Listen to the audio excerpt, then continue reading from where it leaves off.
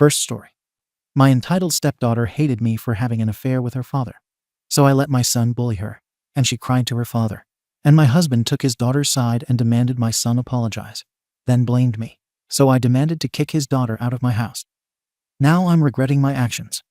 I live full-time with my 2 kids, Ryan 15 and Sophie 11. Their dad isn't really in the picture, he's flaky and unreliable. So it's just been the 3 of us for most of their lives. My husband and I got married earlier this year. He has a daughter, Aubrey 16, from a previous marriage, and she comes over every weekend. I'm currently pregnant and due in November. So yeah, things have been a little chaotic, and emotions are high all around. That said, I've been trying for the past year to make things work between all the kids. Some tension is expected in a blended family, but what I've been dealing with from Aubrey is something else entirely. She made it clear from day one that she wasn't happy about the marriage. I get it, divorce sucks, especially for kids, but my husband and his ex were separated for 2 months before finalizing it. I wasn't involved in that. We didn't even start seeing each other until everything was official. Still, she treats me like I'm the reason her family broke up. It's been a cold war from her side ever since. She doesn't speak to me unless I directly ask her a question, and even then it's clipped and forced. Same with my kids, she either ignores them or talks down to them like they're beneath her. She never starts drama outright, but she makes sure everyone feels her attitude when she's here. I've tried to be patient. I've done the whole extra snack in her backpack thing, asked her opinion on decor when we were setting up the baby's room, and tried watching shows with her that she likes. Nothing gets through. It's like she decided I was the enemy, and now she's just counting down the days until she can stop coming over. Ryan, my son, has been the least tolerant of the whole situation. He's protective of me and his sister, and he's not the type to kiss arse for the sake of peace. At first, he gave her space and stayed out of her way, but over time it's gotten tense. He hears the snide things she mutters under her breath. He sees how she acts like she's too good to be in the same room as us. There was one time a few months ago when we were doing a family movie night, something I really pushed for so everyone could bond. I let each kid pick a movie. Sophie picked an animated one, which Aubrey rolled her eyes at and called baby stuff. Loud enough for Sophie to hear, and Sophie just quietly left the room. Ryan didn't say anything then, but later that night I heard him telling his friend on the phone that Aubrey was a stuck-up brat who needed to go back to her mom's house. I've talked to him about language. He's called her a BTCH behind her back, and I corrected it. I'm not raising a kid who thinks that kind of name-calling is okay. But I'm also not raising a doormat, and I'm not going to punish him for being frustrated when I can clearly see Aubrey instigating just as much, if not more, with her passive-aggressive behavior. Last weekend things came to a head. Ryan had a few friends over, 3 boys from his school who have been coming around a lot lately. They're decent kids, polite when I'm around, and no real trouble. I wasn't home for most of it because I had a prenatal appointment and a few errands, so I left them to hang out and told them to be respectful. Apparently, when Aubrey arrived that afternoon, the boys ignored her completely. Like, she straight up acted like she didn't exist.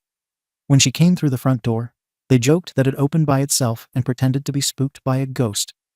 Every time she walked past, they acted like a cold breeze hit them. That kind of petty teenage stuff. Honestly, immature, yeah, but abusive? No. They ordered food on one of the delivery apps and didn't include her. There was plenty of regular food in the fridge, and she has a debit card her dad gave her for stuff like this. Still, she got pissed and called her dad to complain that she was being bullied. Ryan started laughing at her and called her a snitch. That turned into shouting. I got home mid-argument, and it was loud enough that I could hear it from outside the house. When I walked in, Ryan and Aubrey were in the middle of screaming at each other in the hallway, while Sophie was sitting on the stairs trying to pretend none of it was happening. The other boys were in the living room, looking guilty and awkward. I pulled Ryan aside, sent the friends home, and told both of them to go cool off in their rooms. I asked Ryan what happened, and he told me straight up. She doesn't talk to us, ever. She acts like she's better than us. So I told the guys just to ignore her. I reminded him that being the bigger person doesn't mean you let people walk on you, but it also doesn't mean dragging others into your drama. He shrugged and said, well, maybe now she knows how it feels. I didn't discipline him beyond that. To me, it felt like normal teen drama. Not ideal, but not serious. Siblings fight. Step-siblings clash. It sucks, but I thought we could just move on. Then my husband came home. Aubrey had already told him her version over the phone, so he walked in ready for a fight. He didn't ask what happened, he told me. said Ryan and his friends were bullying his daughter, and I needed to make him apologize. I told him exactly what I'd already handled. The friends went home, both kids were separated, and I addressed it with Ryan. I said I wasn't excusing the behavior, but Aubrey wasn't innocent either. She's been stonewalling everyone for a year and making the house uncomfortable every time she's here. He didn't want to hear it. He kept repeating that Ryan was being cruel, that telling his friends to ignore someone was targeted harassment. I asked him flat out if that's bullying. Then what do you call what Aubrey's been doing to me and my kids every single weekend for a year? The dirty looks, the mocking comments, the constant silence and cold shoulder.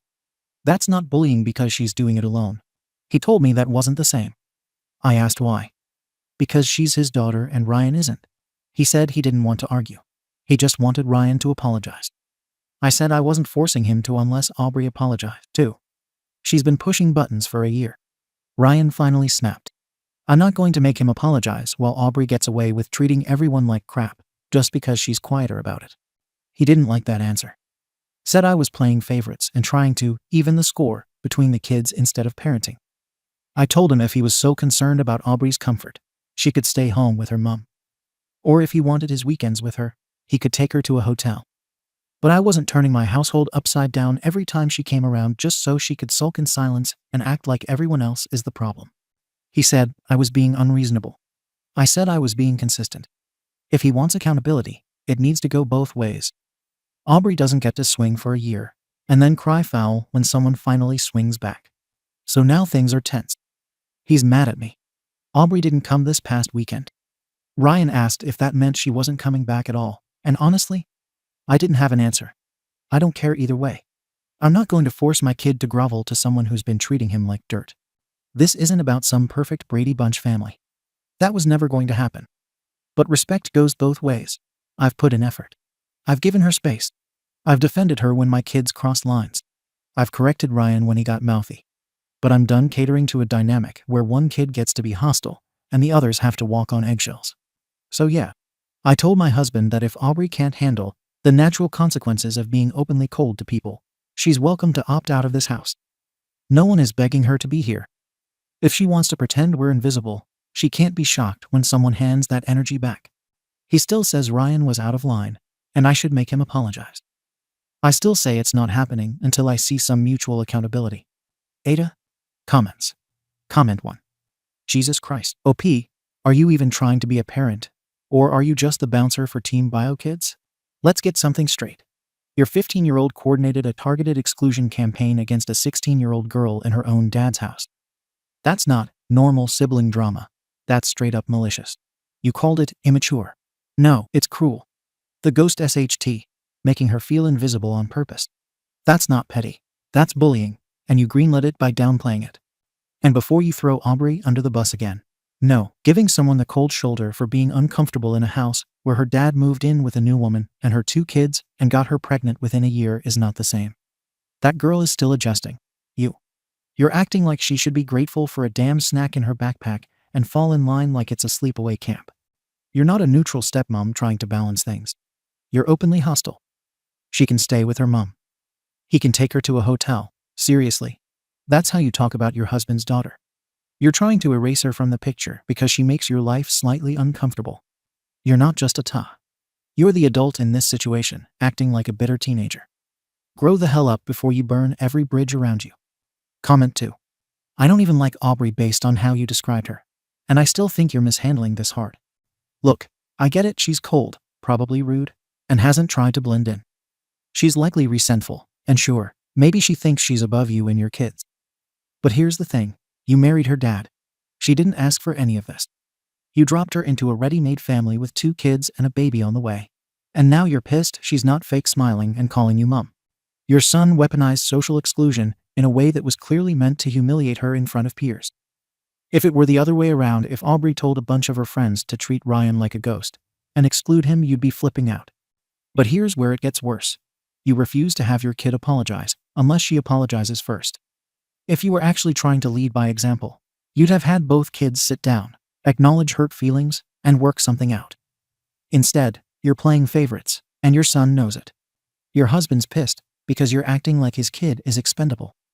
If she stops coming over entirely, you'll be the reason. Comment 3.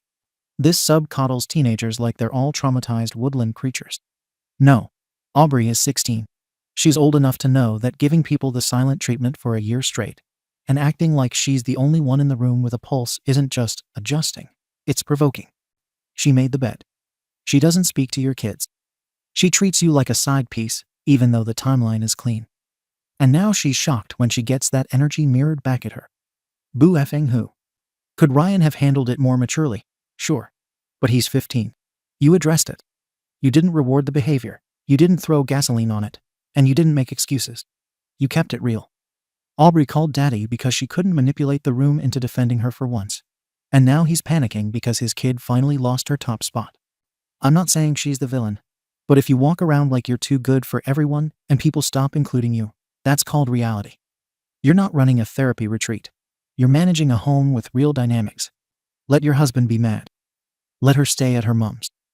If she wants to come around again, she can try being a human instead of a frostbitten statue.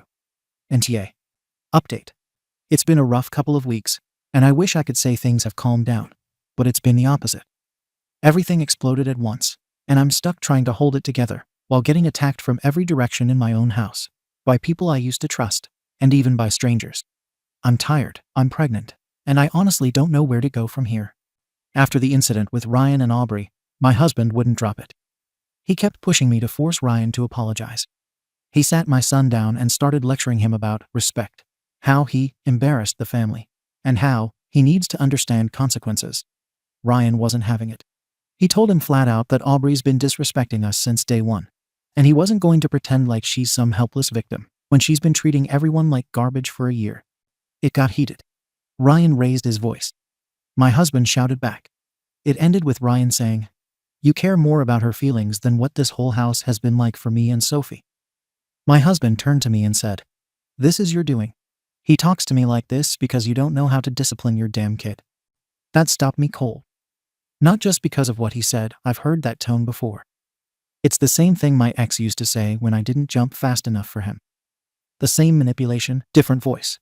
I stepped in and told him he doesn't get to throw blame at me because his daughter set the tone in this house, and we all had to deal with it. I told him again if he wants an apology from Ryan, he needs to look at the full picture. Aubrey's behavior didn't happen in a vacuum, and neither did Ryan's. He didn't want to hear it. He walked out that night and said he was going to stay with his sister to cool off. The next blow came the day after. I got a call from the school. Ryan got into an argument with another kid in his science class. Some stupid project issue, and he mouthed off at the teacher when she tried to settle it. The principal said it was the second time in 2 weeks he'd been flagged for being aggressive. He's never had issues like this before. Later that night, Sophie came into my room and asked if Ryan was going to get suspended. I told her I didn't think so, and she got really quiet. Then she said something I wasn't ready for.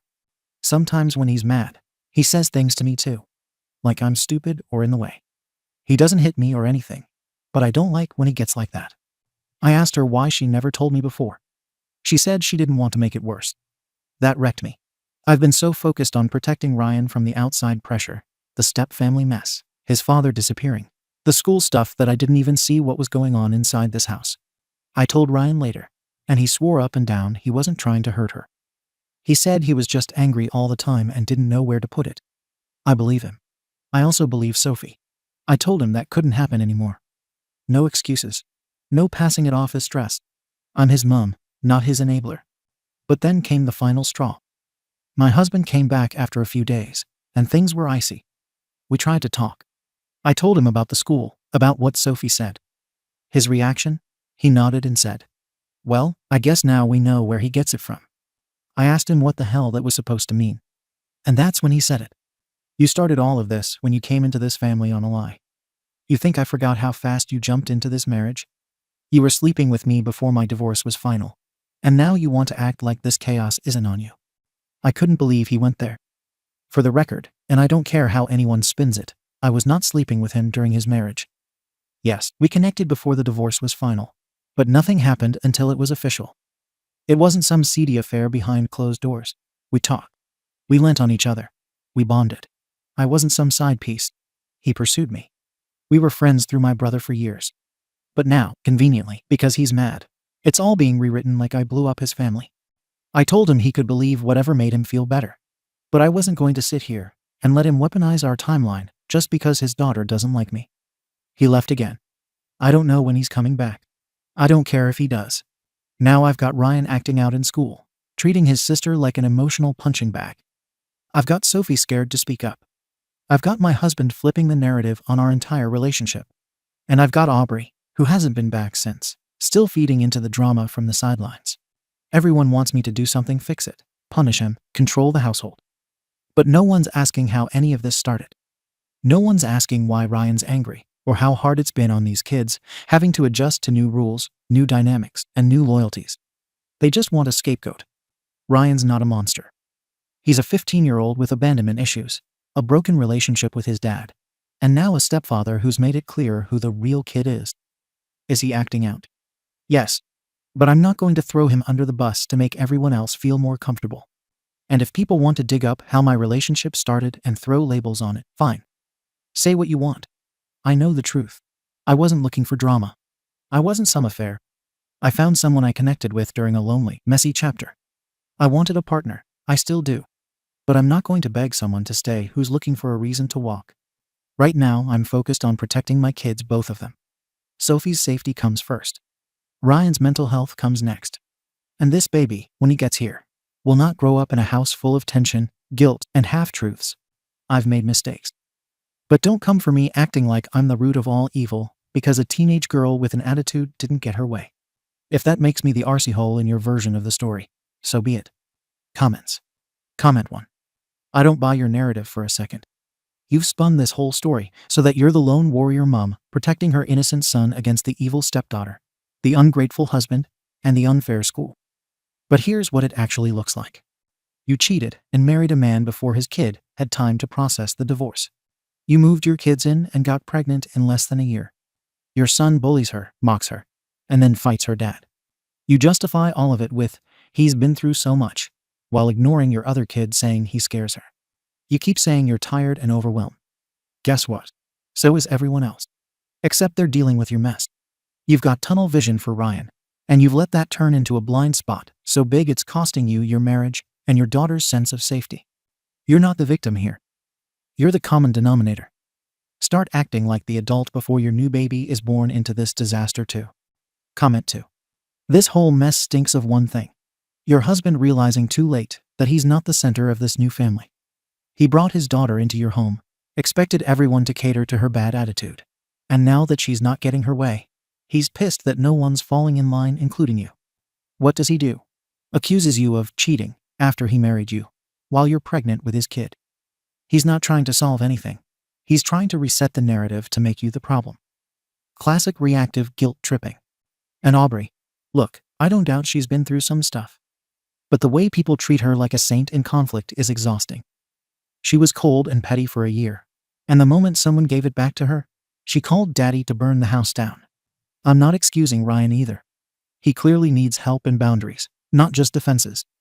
But you're the only one who sees the whole picture. Don't let them gaslight you into thinking your son is the devil and Aubrey is a helpless angel. You didn't cheat, you didn't lie, and you're not responsible for every broken piece of a blended family that was already cracking. Comment 3. You keep thinking you're protecting your son, but what you're really doing is enabling him, while pretending you're some misunderstood underdog. Your kid is spiraling, your daughter is scared of him, and instead of stepping up as a parent, you're blaming everyone else, your stepdaughter, your husband, the school, the whole damn world, except the one person who's actually causing harm in your house, Ryan. And let's talk about the "we connected emotionally" stuff. You were involved with a married man. I don't care if the divorce was almost final emotionally or physically. You crossed lines that directly impacted his daughter. And now you're shocked she's not singing Kumbaya every weekend. Get real. She doesn't owe you warmth just because you threw a snack in her bag and let her pick baby room colors. Your husband's reaction sucks, but I don't blame him for losing it. His daughter got iced out by your kid. Then he got disrespected by your son. And when he looked to you for support, you handed him ultimatums and cold logic. That's not how you build a family, that's how you wreck one. Second story. My best friend / fling never dated me. She rejected me 3 times, so I moved on with my ex. Now she blames me for leading her on and confesses I was meant to be her backup option, and she wants to continue our relationship. I 24M have been friends with Chloe 23F for 5 years. She's always been there for me. So when she planned to visit me a few months ago, I was excited to finally hang out. Before the trip, she admitted she'd had feelings for me for 3 years. We ended up hooking up while she was here. By the end of the visit, I told her I had real feelings and wanted to see if something could come from it.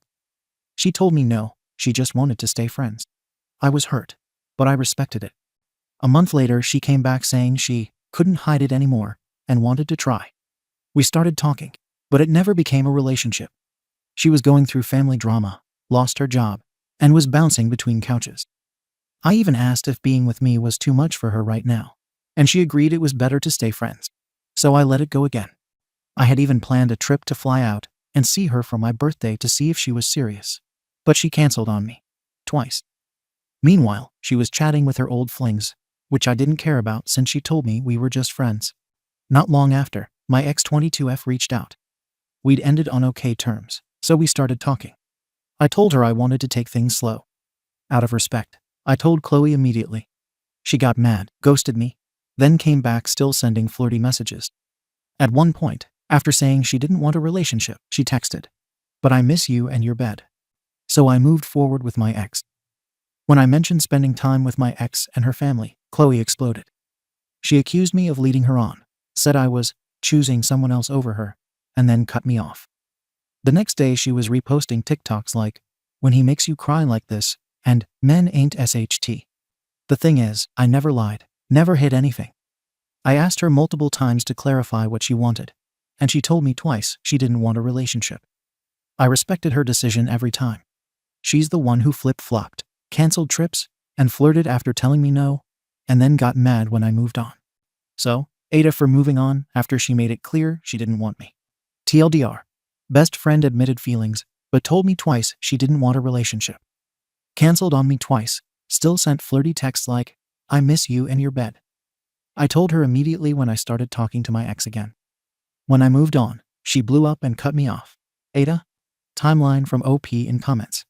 While I totally respect your perspective here, I think you might have misunderstood the timeline. Once my ex and I decided to start taking things slow, Chloe was no longer in the picture. Any contact from her after that was her reaching out. I either ignored it, asked why she was contacting me, or heard her out, and then respectfully made my stance clear. That's not entertaining, at least not in my book. And just to be clear, the little bit of flirting with Chloe happened before my ex, and I agreed to explore things again. Since then, I haven't crossed that line, because to me that would be wrong. My ex knows about the fallout with Chloe, and Chloe knows I've moved on, as I've told her. Comments. Comment 1. Chloe doesn't really want you, dude. OP. I think I got caught up in thinking everything was real, because of how she confessed and everything like that. I wish I saw the signs sooner. Comment 2. This is a joke, right? Not trying to be disrespectful, but she was definitely playing her options out. The periods of heavy flirting with you, then silence repeating speaks volumes. She doesn't really like you, my man. And she's not a good friend either. Forget her. OP. Yeah, I guess I just really believed her when she said she'd had feelings for me all those years. Comment 3. NTA. She doesn't actually want you. She wants the dopamine rush she gets from the attention from you. OP. Yeah, that stings to hear. But honestly, it explains a lot of her hot and cold behavior. Comment 4. NTA, my guy. She tried to play you, and you treated her like a respectable friend. You were a normal, decent dude, and the manipulation didn't work. So she flipped when you moved on. People often get mad when their games don't work on well-adjusted, ethical people. Don't sweat it. You did nothing. I would, sadly, let this weird friendship fade away. She'll only show up to create chaos and try to win. OP. Yeah, that hits hard because I really did value the friendship. But I guess all I did was give her room to play games. Update. So I didn't expect my original post to blow up the way it did. But thank you to everyone who commented. It actually helped me put a lot in perspective. A lot of you said Chloe just wanted attention and to keep me as a backup. And, after this week, I can't even argue with that. Here's what went down. A few days ago, I'm on my lunch break literally driving to Culver's when Chloe calls me out of nowhere. I let it go to voicemail. Against my better judgment, I called back and asked if she meant to. She said no, she was actually trying to call another friend whose name is right next to mine. I said no problem, She wished me a good day, and that was that. Except it wasn't. About an hour later, she calls again. I ignore it and text, "Another accident?" She doesn't answer, but then calls me again. This time I picked up. She tells me, "I don't like this game. I know I probably hurt your feelings. I'm not mad at you, just the situation." I said, "Yeah, I was hurt." She threw away a 5-year friendship over a mess she created and strung me along. She said she understood, then hung up because her mom was calling. Not even 5 minutes later, she texts me. Says she can't call again, but can text. Then drops this bomb. When I said I loved you, it wasn't in a friendly way. I reminded her that I told her multiple times I had feelings too. And she's the one who wanted things back to normal, and later told me a relationship was too much. I laid it out. She rejected me twice, honestly 3 times, if you count when I asked straight up if we were just friends, and she said yes, about a month and a half ago. Her reply? "I bet you have a whole new girl and never even liked me in the first place." Not true at the time, and I did have feelings for her truly. So I asked, how can she be mad at me for moving on when I was literally doing what she asked me to do? I told her if anything, we should have kept it at a friendship level to avoid all the mixed signals. She fires back, "I don't want to be friends." I asked why she reached out at all. Her answer, "Because I didn't know if you would ever give it a chance." So I spelt it out clearly. I did give it a chance. Multiple times. She said no. Thrice told me she didn't want a relationship. Twice canceled trips I planned to see her. At that point, I had no choice but to move on. I told her my decision is final. I've moved on, and I wished her the best. She replied, "Please no." But I stood firm and told her I respect her. I wish her well, but I'm not going back. So yeah, this confirmed everything you guys warned me about. She wanted me as an option, not as a choice. And the second I stopped playing along, she couldn't handle it. TLDR, Chloe accidentally called me, then admitted her "I love you" wasn't friendly. I reminded her she rejected me thrice, canceled on me twice, and told me we were just friends. When I moved on, she admitted she just wanted to keep the door open in case. I told her my decision is final and wished her the best. She replied, "Please no." Comments. Comment 1. Good for you for seeing her for who she is and standing firm. Let her play her games without you. OP. Yeah, I finally see it now. Standing firm was hard, but probably the best decision I've made in a while. Comment 2. Ah, your 20s. So much drama lol. Way to not get sucked into it. OP. FRRR lol. Feels like my 20s are just a crash course in spotting red flags the hard way. Comment 3. Glad you made sure she texted so you had time to respond, and had it all in writing that she was trying to manipulate you. OP. Right? At this point my text with her read like a case study in it. Thank you for watching the video. If you are interested in listening to these kinds of stories, we've got more in store for you. Simply subscribe to our channel, hit the like button, and share it with your friends.